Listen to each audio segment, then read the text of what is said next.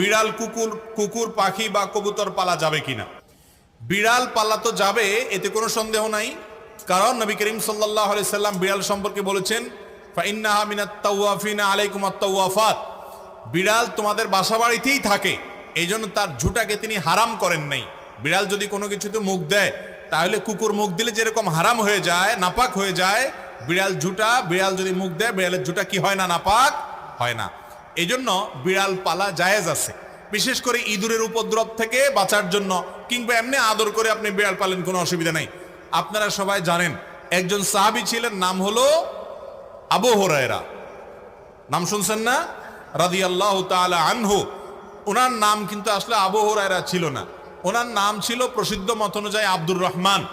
আরো অনেকগুলো মত আছে ওনার নাম নিয়ে, কিন্তু ওনার নাম পরে আবু হুরায়রা উঠে গেছে। কিভাবে? ওনার একটা বিড়াল ছিল, জামার হাতার ভিতরে